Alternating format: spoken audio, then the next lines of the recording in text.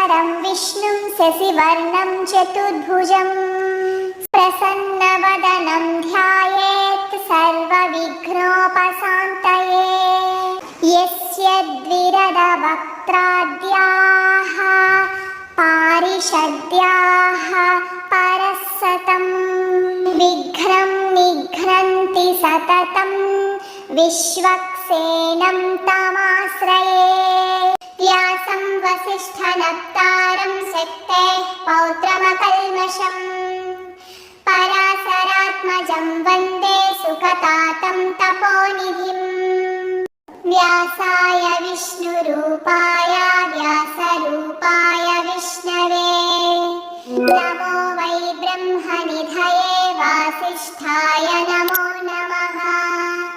अविकाराय शुद्धाय नित्याय परमात्मने सदैकरूपरूपाय विष्णवे सर्वजिष्णवे। यस्य स्मरणमात्रेण जन्म संसारबन्धनात् विमुच्यते नमस्तस्मै विष्णवे प्रभविष्णवे।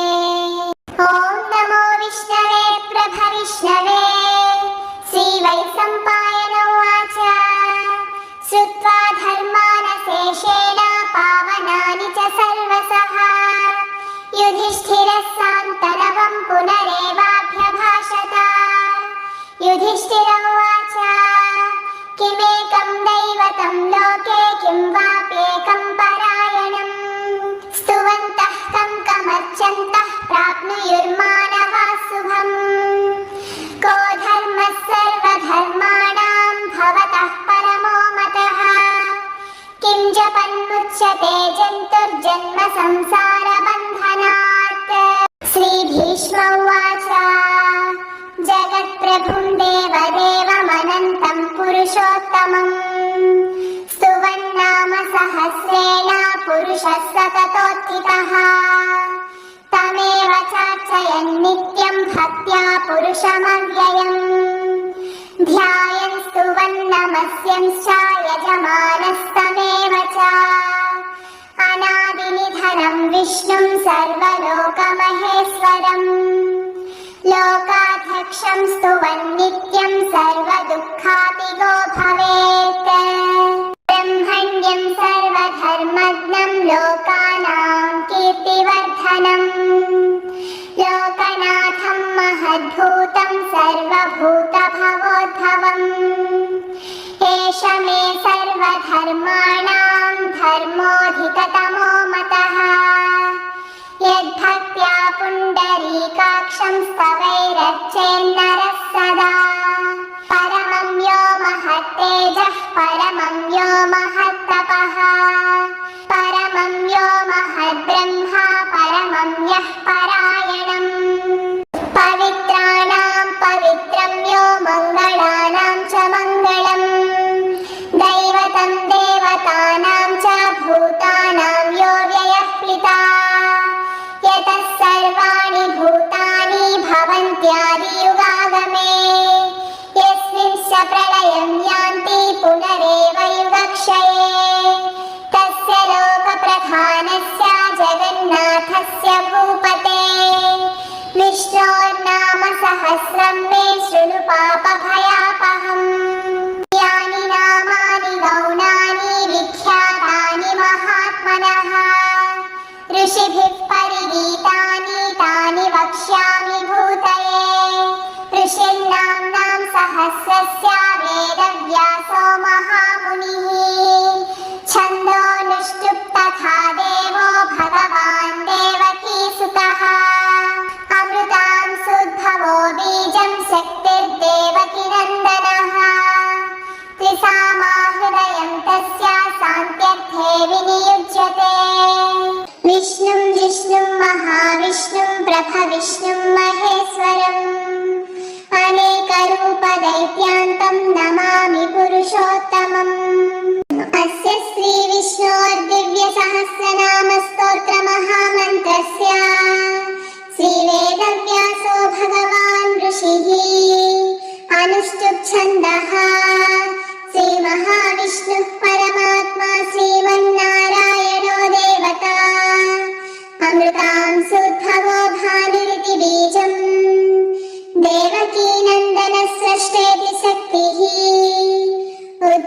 शोभनो देव इति परमो मन्त्रः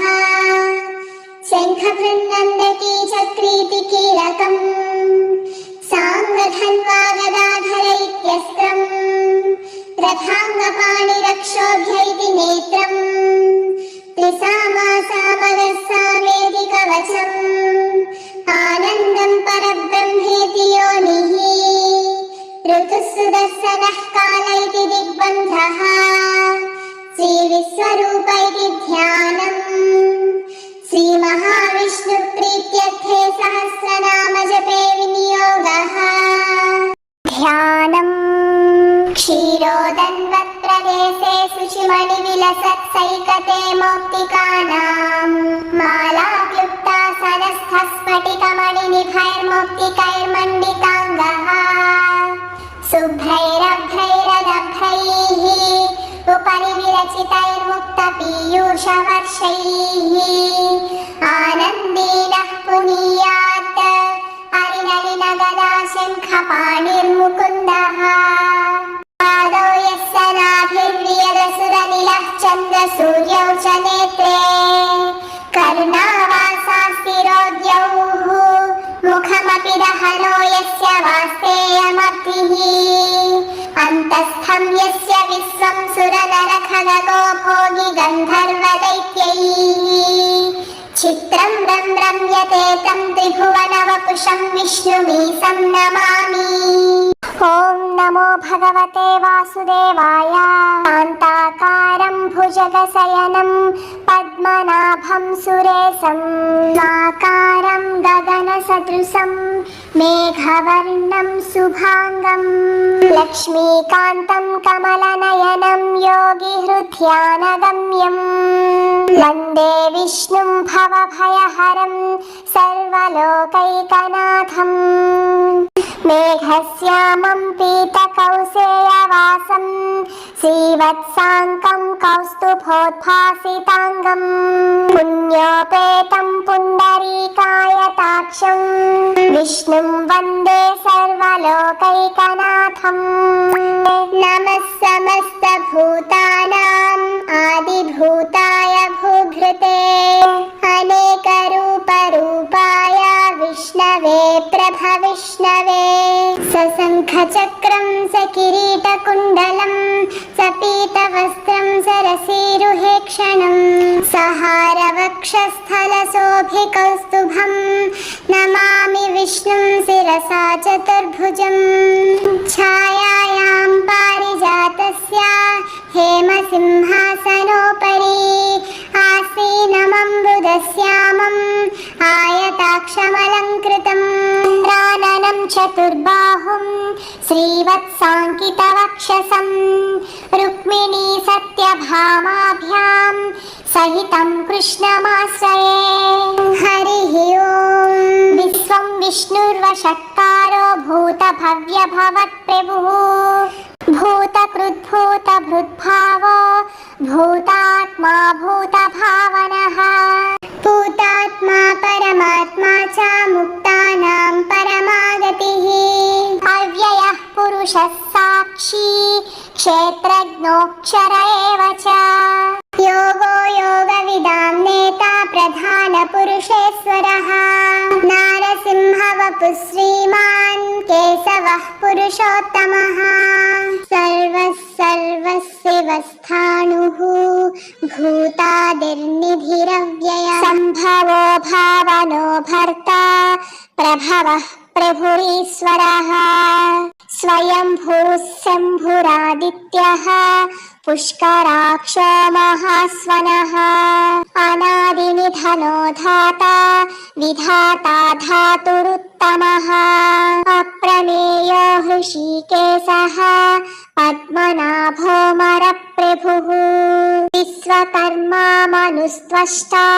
स्थविष्ठस्थविरो ध्रुवः అగ్రాహ్య శాశ్వత కృష్ణో లోహితాక్షా ప్రదర్దనః ప్రభుస్తస్త్రిక కుబ్ధామా పవిత్రం మంగళం పరం ఈశాన ప్రాణద ప్రాణో జ్యేష్ఠశ్రేష్ఠ ప్రజాపతిః హిరణ్యగర్భో భూగర్భో మాధవో మధుసూదనః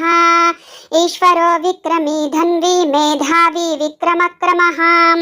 అనుత్తమో దురాదర్శ కృతజ్ఞ కృతిరాత్మవాన్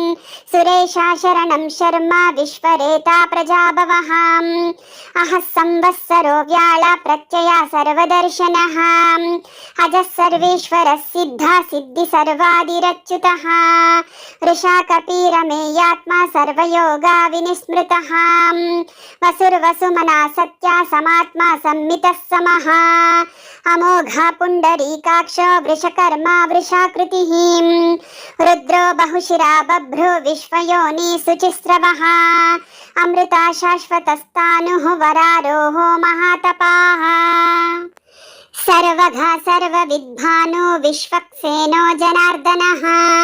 వేదో వేదవిదవ్యాంఘో వేదాంగో వేదవిత్కవిః లోకాధ్యక్షः సురాధ్యక్షో ధర్మాధ్యక్షా కృతాకృతః చతురాత్మా చతుర్వ్యూహ చతుర్ద్రష్టా చతుర్భుజः బ్రాజిష్ణుర్భోజనం భోక్తా సహిష్ణు జగదాదిజः అనఘో విజయో జేత విశ్వయోని పునర్వసుః ఉపేంద్రో వామన ప్రాంశు అమోఘా శుచిరూర్జితః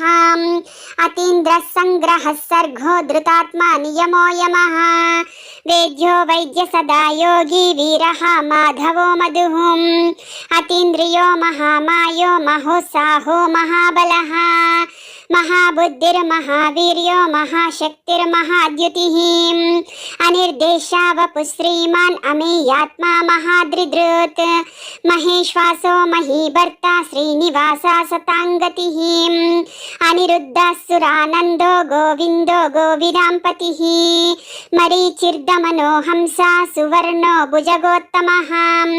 హిరణ్యనాభः సుతపా పద్మనాభ ప్రజాపతిః అమృత్యు సర్వదృక్సింహ సంధాతా సంధిమాన్ స్థిరః అజో దుర్దర్శన శాస్తా విస్తృతాత్మా సురారిః గురుర్గురుతమో దామ సత్య సత్య పరాక్రమః నిమిషో నిమిషస్రగ్భి వాచస్పతిరుదారదిః అగ్రణిర్గ్రామణి శ్రీమాన్ న్యాయో నేత సమీరణః సహస్రమూర్ధ విశ్వాత్మా సహస్రాక్ష సహస్రపాత్ ఆవర్తనో నివృత్తాత్మా సంవృత సంప్రమర్దనః అహః సంవర్తకో వహ్ని అనిలో ధరణీధరః సుప్రసాద ప్రసన్నాత్మా విశ్వదృగ్ విశ్వభుగ్ విభుః సత్కర్తా సత్కుతః సాధుర్జహ్నుర్నారాయణో నరః అసంఖ్యేయో ప్రమేయాత్మా విశిష్ట శిష్టకృత్యుచి సిద్ధార్థ సిద్ధి సంకల్ప సిద్ధిదా సిద్ధి సాధనః వృషాహి వృషభో విష్ణు వృషపర్వా వృషోదరః వర్ధనో వర్ధమానశ్చ వివిక్త శృతిసాగరః సుభుజో దుర్ధరో వాగ్మి మహేంద్రో వసుదో వసుః నైకరూపో బృహద్రూపా శిపివిష్ట ప్రకాశనః ఓజస్తేజోద్యుతిధరా ప్రకాశాత్మా ప్రతాపనః బుద్ధ స్పష్టాక్షరో మంత్ర చంద్రాంశుర్భాస్కరాద్యుతిః అమృతాంశుద్భవో భాను శశిబిందుః సురేశ్వరః ఔషధం జగతః సేతు సత్యధర్మా పరాక్రమః భూతభవ్య భవన్నాథ పవన పావనో నలః కామః కామకృత్కాంతః కామః కామప్రద ప్రభుః యుగాదికృద్యుగావర్తో నైకమాయో మహాశనః అదృశ్యో వ్యక్తరూపశ్చ సహస్రాజీదనంతజేత్ ఇష్టో విశిష్ట శిష్టేష్ట శిఖండీన హృషో హృషః క్రోధః క్రోధకృత్కర్త విశ్వబాహుర్మహీధరః అచ్యుత ప్రతిత ప్రాణ ప్రాణదో వాసవానుజః అపారం నిధిరధిష్టానం అప్రమత్త ప్రతిష్ఠితః స్కంద స్కందధరో దుర్యో వరదో వాయువాహనః वासुदेवो बृहद्भानु आदिदेवा पुरन्दरः अशोकस्तारणस्तारः शूरः शौरिर्जनेश्वरः अनुकूला शतावर्ता पद्मी पद्मनिवेक्षणः पद्मनाभोरविन्दाक्ष पद्मगर्भा शरीरभृत् महर्ति बुद्धो वृद्धात्मा महाक्षो गरुडध्वजः अतुलशरभो भीमा समयज्ञो हविर्हरिः सर्वलक्षणलक्षण्यो लक्ष्मीवान् समितिञ्जयः विक्षरो रोहितो मार्गो हेतुर्दामोदरः सः महीधरो महाभागो वेगवानमिताशनः उद्भवक्षोभनो देवा श्रीगर्भा परमेश्वरः करणं कारणं कर्ता विकर्ता गहनो गुहा व्यवसायो व्यवस्थान संस्थानस्थानदो ध्रुवः परर्धी परमस्पष्टः तुष्टः पुष्टः सुभेक्षणः रामो विरामो विरजो मार्गो नेयो नयोनयः वीरशक्तिमतां श्रेष्ठो धर्मो धर्मविदुत्तमः वैकुण्ठः पुरुषः प्राणद प्रणव पृथु हिरण्यगर्भः शत्रुघ्नो व्याप्तो वायुरदोक्षजः ऋतुः सुदर्शनः काला परमेष्टि परिग्रहः उग्रः संवत्सरो दक्षो विश्रामो विश्वदक्षिणः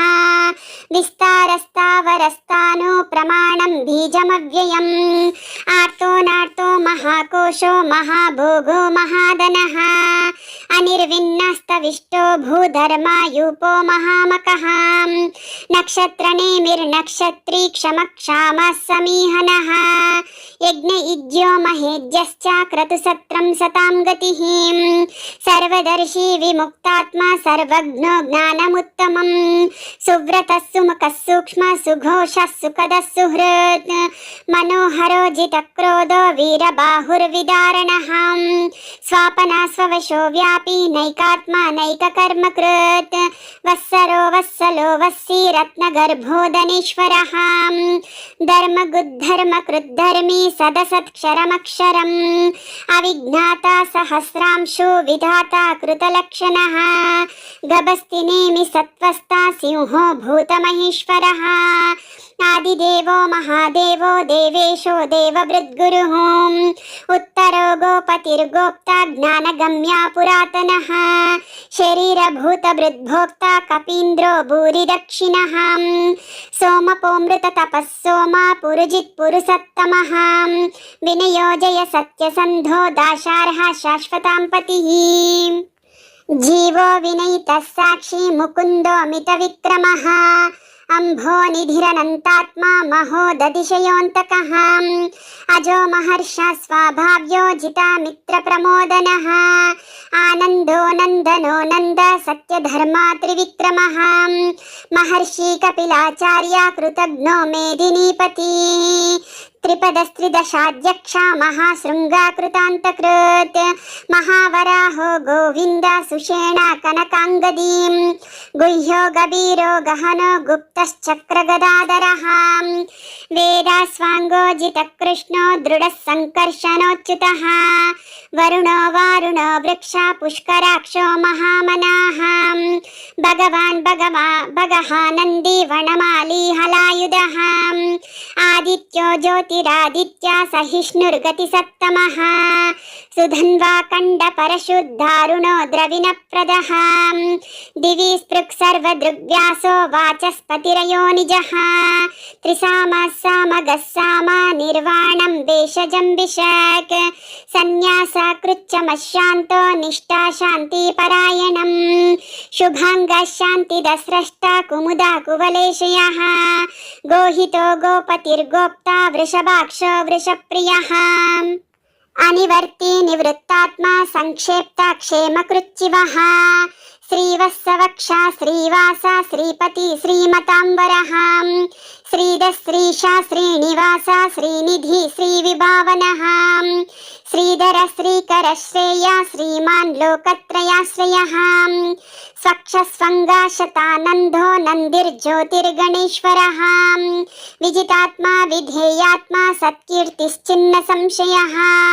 उदीर्न सर्वतच्चक्षुरनीशा शाश्वतस्थिरः भूषयो भूषणो भूति विशोकः शोकनाशनः अर्चिष्मानर्चितः कुम्भो विशुद्धात्मा विशोदनः अनिरुद्धो प्रतिरतः प्रद्युम्नो मितविक्रमः कालनेमिनिहा वीरा शौरी शूरजनेश्वरः त्रिलोकात्मा त्रिलोकेशा केशवा केशिहा हरिः कामदेवा कामपाला कामी कान्तकृतागमः अनिर्देश्या वपु विष्णु वीरोऽनन्तो धनञ्जयः ब्रह्मण्यो ब्रह्मकृद् ब्रह्मा ब्रह्म ब्रह्मा विवर्धनः ब्रह्मविद्ब्राह्मणो ब्रह्मी ब्रह्माग्नो ब्राह्मणप्रियः महाक्रमो महाकर्मा महातेजा महोरगः महाक्रतुर्महायज्वा महायज्ञो महाहविः स्तव्यस्तवप्रियस्तोत्रं स्तुतस्तोतारणप्रियः पूर्णपूरयिता पुण्या पुण्यकीर्तिरनामयः मनोजवस्तीर्थकरो वसुरेता वसुप्रदः वसुप्रदो वासुदेवो वसुर्वसुमनाहविः सद्गति सत्कृति सत्ता सद्भूति सत्परायणः शूरसेनो यदुश्रेष्ठा सन्निवासाः सुयामुनः भूतवासो वासुदेवा सर्वासु निलयो नलः दर्पः दर्पदो धृतो दुर्धरोतापराजितः विश्वमूर्तिर्महामूर्ति दीप्तमूर्तिरमूर्तिमान् अनेकमूर्तिरव्यक्ता शतमूर्ति शताननः एको नैकोस्तव किम् एतत्पदमनुत्तमं लोकबन्धुर्लोकनाथो माधवो भक्तवत्सलः सुवर्णवर्णो हेमाङ्गो वराङ्गश्चन्दनाङ्गदी वीरः विषमशून्यो घृताशीरचलश्चलः अमानीमानदो मान्यो लोकस्वामी त्रिलोकधृत् सुमेधा मेधजो धन्य सत्यमेधाधराधरः तेजो हृषो द्युतिधरा सर्वशस्त्रावृताम्बरः प्रग्रहो निग्रहो व्याघ्रो नैकशृङ्गो गदाग्रजः चतुर्मूर्ति चतुर्बाहु चतुर्व्यूहा चतुर्गतिः चतुरात्मा चतुर्भावा चतुर्वेदा विदेकपात् समावर्तो निवृत्तात्मा दुर्जयो दुरतिक्रमः दुर्लभो दुर्गमो दुर्गो दुरावासो दुरारिहां शुभांगो लोकसारंगा सुतंतु तंतुवर्धनः इंद्रकर्मा महाकर्मा कृतकर्मा कृतागमः उद्भवः सुंदरः सुंदो रत्ननाभः सुलोचनः आर्को वाजस्सन शृंगी जयन्तः सर्वविजयीं सुवर्णबिन्दुरक्षोभ्या सर्ववागीश्वरेश्वरः महाह्रदो महागर्तो महाभूतो महानिधिः कुमुदः कुन्दरः कुन्द पर्जन्या पावनो निलः अमृतांशो मृतवपु सर्वज्ञ सर्वतोमुखः सुलभः सुव्रता सिद्धा शत्रुजी शत्रुतापनः नग्रोथो दुम्बरो श्वास्ता शानूरान्द्रनिषूदनः सहस्रार्ची सप्तजिह्वा सप्तैरा सप्तवाहनः अमूर्तिरनघोचिन्त्यो भयकृद्भयनाशनः अनुबृहः कृशस्थूलो गुणाभृन्निर्गुणो महान् अधृता स्वधृता स्वास्थ्या प्राङ्वंशो वंशवर्धनः भारभृत्कथितो योगी योगीशः सर्वकामदः आश्रमश्रमणक्षामा सुपर्णो वायुवाहनः धनुर्धरो धनुर्वेदो दण्डो दमयितादमः अपराजिता सर्वसहो नियन्ता नियमो यमः सत्त्ववान् सात्विका सत्या सत्यधर्मा परायणः अभिप्राया प्रियार्योर्हा प्रियाकृत् प्रीतिवर्धनः विहाय स गतिर्ज्योति सुरुचिर्हुतभुग्विभुः रविर्विलोचनः सूर्या सविता रविलोचनः अनन्तो हुतबुद्भोक्ता सुखदो नैकजोऽग्रजः अनिर्विन्नः सदामर्षि लोकाधिष्ठानमद्भुतः सनत्सनतनातामा कपिला कपिरव्ययः स्वस्तिदा स्वस्ति कृस्वस्ति स्वस्ति भुग् स्वस्ति दक्षिणः अरौद्रकुण्डली चक्री विक्रम्योर्जितशासनः शब्दादिगा शब्दसः शिशिरा शर्वरीकरः अक्रूरापेशलो दक्षो दक्षिणाक्षमिणाम्बरः विद्वत्तमो वीतभयः पुण्यश्रवणकीर्तनः उत्तारणो दुष्कृतिः पुण्यो दुःस्वप्ननाशनः वीरः रक्षणः सन्तो जीवनपर्यवस्थितः अनन्तरूपोऽनन्तश्रीजितमन्युर्भयापः चतुरस्रो गभीरात्मा विदिशो व्यादिशो दिशः अनाधि भूर्भुवो लक्ष्मी सुवीरो रुचिराङ्गदः जननो जनजन्माधि भीमो भीमपराक्रमः आधारा निलयो दाता पुष्पः सा प्रजागरः उद्भगा सत्पथाचारा प्राणद प्रणवप्पनाः प्रमाणं प्राणनिलया प्राणधृत् प्राणजीवनः तत्त्वं तत्त्वविदेकात्मा जन्म मृत्युजरादिगः भूर्भुवः स्वस्तरुस्तारा सविता प्रपितामहः यज्ञो यज्ञापतिर्यज्वा यज्ञाङ्गो यज्ञवाहनः यज्ञभृत् यज्ञकृत् यज्ञी यज्ञभृग् यज्ञसाधनः यज्ञान्तकृत् यज्ञगुह्यामन्नामन्नाद एव च आत्मयोनि स्वयं जातो वैखानः सामगायनः देवकीनन्दनः स्रष्टा क्षितीशा पापनाशनः शङ्खभृत् नन्दकी चक्री शार्गधन्वा गदाधरः नृताङ्गपाणिरक्षोभ्यः सर्वप्रहरणायुधः श्रीसर्वप्रहरणायुध ॐ नम इति वनमाली गदीशाङ्गी शङ्की चक्री च नन्दकी श्रीमन्नारायणो विष्णु वासुदेवो विरक्षतु वनमाली गदीशाङ्गी शङ्की चक्री च नन्दकी श्रीमन्नारायणो विष्णु वासुदेवो विरक्षतु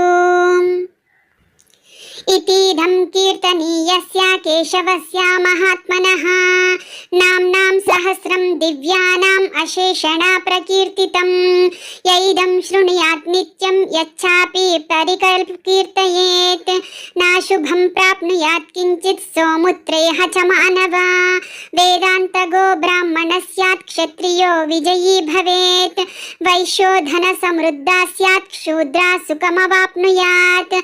धर्मार्धी प्राप्नुयात् धर्मम् अर्धार्थी चार्थमाप्नुयात् कामानावाप्नुयात् कामी प्रजार्धी चाप्नुयात् प्रजां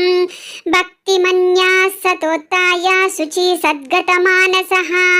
सहस्रं वासुदेवस्य नाम्नामेतत् प्रकीर्तयेत् यश प्राप्नोति विपुलं ज्ञाति प्राधान्यमेव च अचलां श्रियमाप्नोति श्रेयप्राप्नोत्यनुत्तमम् न भयं क्वचिदाप्नोति वीर्यं तेजश्च विन्दति भवत्यारोघो द्युतिमान् बलरूपा गुणान्वितः रोगार्तो मुच्येत् रोगात् बन्धो मुच्येत बन्धनात् भयान् मुच्येत भीतस्तु मुच्येदापन्न आपदः दुर्गन्यातिथिरत्याशु पुरुषोत्तमं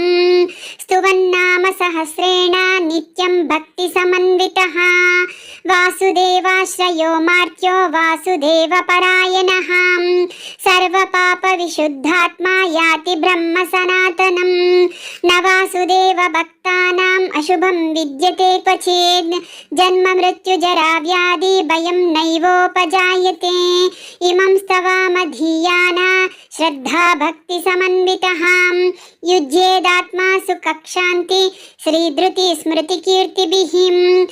न क्रोधो न च मात्सर्यं न लोभो नाशुभामतिः भवन्ति कृतपुण्यानां भक्तानां पुरुषोत्तमे जौसचन्द्रार्कनक्षत्रं कं दिशो भूर्महोदधिः वासुदेवस्य वीर्येण विद्रुतानि महात्मनः ससुरासुरगन्धर्वं सयक्षोरगराक्षसं जगद्वशे वर्ततेदं कृष्णस्य सचराचरम् इन्द्रियाणि मनोबुद्धि सत्त्वं तेजो बलं धृतिः वासुदेवात्मकन्याहु क्षेत्रं क्षेत्रज्ञ एव च सर्वागमानमाचार प्रथमं परिकल्पते आचारा प्रभवो धर्मो धर्मस्य प्रभुरच्युतः ऋषयः पितरो देवा महाभूतानि धावतः जङ्गमं चेदं जगन्नारायणोद्भवं योगो ज्ञानं तथा साङ्ख्यं विद्या विद्या शिल्पादि कर्म च वेदा शास्त्राणि विज्ञानम् एतत् सर्वं जनार्दनात् एको विष्णुर्महाद्भूतं पृथग्भूतान्यनेकशाम् त्रीन् लोकान् व्याप्य भूतात्मा भुङ्क्ते विश्वभुगव्ययः इमं स्तवं भगवतो विष्णुर्व्यासेन कीर्तितं पठेद्य इच्छते पुरुष श्रेयः प्राप्तुं सुखानि च विश्वेश्वरामजं देवं जगता प्रभुमव्ययं भवन्ति ते पुष्कराक्षं न ते यान्ति पराभवम् ॐ न ते यान्ति पराभवम् ॐ नम इति। अर्जुन उवाच पद्मपत्र विशालाक्ष पद्मनाभसुरोत्तम भक्तानामनुरक्तानां त्राता भव जनार्दन।